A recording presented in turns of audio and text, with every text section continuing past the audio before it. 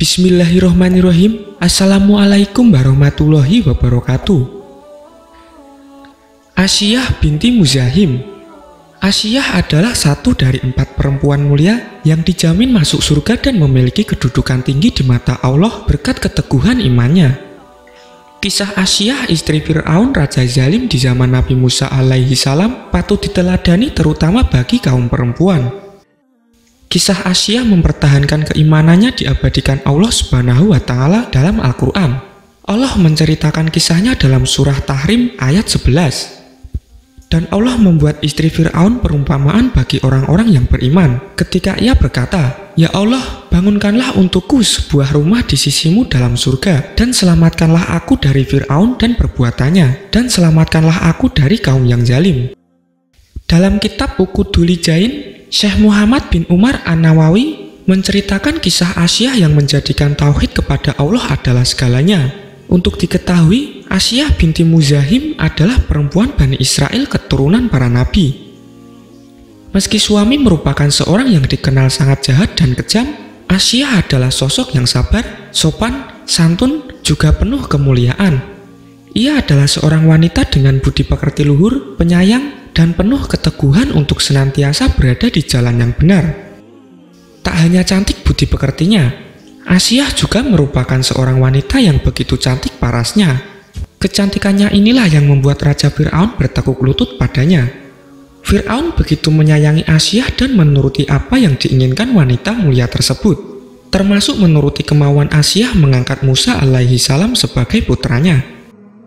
Seperti pengantin baru pada umumnya, awal pernikahan menjadi saat-saat yang membahagiakan.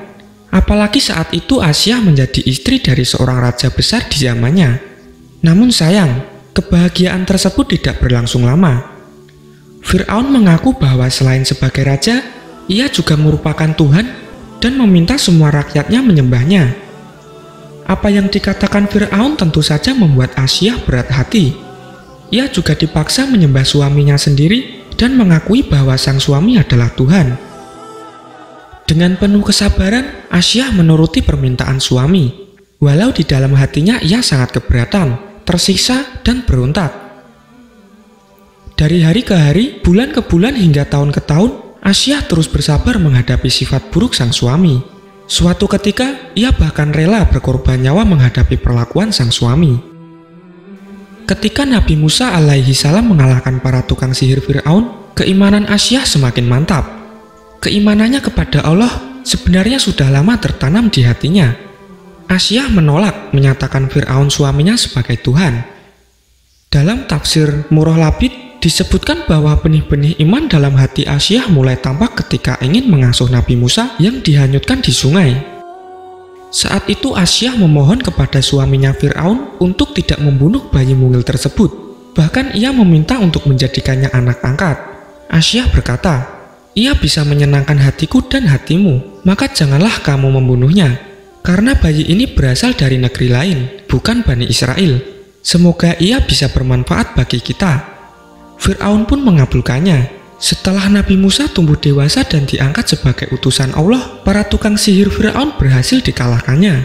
Setelah mengetahui kekalahan tukang sihir itu, keimanan Asiyah semakin teguh. Asiyah semakin yakin bahwa ada zat yang menciptakan dan mengatur urusan manusia, bukan Fir'aun suaminya yang mengaku mampu menghidupkan dan mematikan manusia. Setelah mengetahui jelas keimanan istrinya, Fir'aun pun menjatuhkan hukuman dan siksa yang berat. Kedua tangan dan kaki Asiyah diikat, ia diterlentangkan di atas tanah yang panas. Dari Abu Hurairah radhiyallahu anhu bahwa Rasulullah shallallahu alaihi wasallam bersabda, "Sesungguhnya Fir'aun mengikat istri dengan besi sebanyak 4 ikatan pada kedua tangan dan kedua kakinya. Jika ia telah meninggalkan Asiyah terbelenggu, maka para malaikat menaunginya." Tak cukup sampai di situ, Fir'aun kembali memerintahkan para algojonya menjatuhkan sebongkah batu besar ke dada Asiyah. Nauzubillah, sungguh siksa yang amat berat dan sangat tidak manusiawi. Ketika Asiyah melihat batu besar itu hendak dijatuhkan padanya, beliau pun berdoa kepada Allah Subhanahu wa Ta'ala, "Wahai Allah Tuhanku, bangunkanlah untukku di sisimu sebuah rumah di surga. Quran Surat At-Tahrim ayat 11. Allah Subhanahu wa Ta'ala pun memperlihatkan sebuah gedung di surga yang terbuat dari marmer berwarna mengkilat. Asyah sangat bergembira, lalu ruhnya keluar menyusul, kemudian barulah batu besar itu dijatuhkan pada tubuhnya. Beliau tidak merasa sakit karena jasadnya sudah tidak mempunyai nyawa. Dalam sebuah hadis yang diriwayatkan Imam Ahmad, Rasulullah SAW juga memuji Asyah dan 3 perempuan mulia lainnya. Beliau bersabda, sebaik-baik wanita penghuni surga adalah Khadijah binti Khuwailid, Fatimah binti Muhammad, Asyah binti Muzahim istri Fir'aun, dan Maryam binti Imran. Tidakkah kita menjadikan Asyah sebagai teladan hidup kita untuk meraih kemuliaan itu? Apakah kita tidak malu dengannya? Di mana dia seorang istri raja, gemerlap dunia mampu diraihnya, istana dan segala kemewahannya dapat dengan mudah dinikmatinya. Namun apa yang dipilihnya? Ia lebih memilih disiksa dan menderita karena keteguhan hati dan keimanannya. Ia lebih memilih kemuliaan di sisi Allah, bukan di sisi manusia. Jangan sampai dunia yang tak seberapa ini melenakan untuk meraih janji Allah Ta'ala, yaitu surga dan kenikmatannya. Jangan sampai karena alasan kondisi, kita mengorbankan keimanan kita dan mengorbankan akidah kita. Marilah kita teladani Asyah binti Muzahim dalam mempertahankan iman. Jangan sampai bujuk rayu setan dan bala tentaranya menggoyahkan keyakinan kita. Janganlah penilaian manusia dijadikan ukuran, tetapi jadikanlah penilaian Allah sebagai tujuan.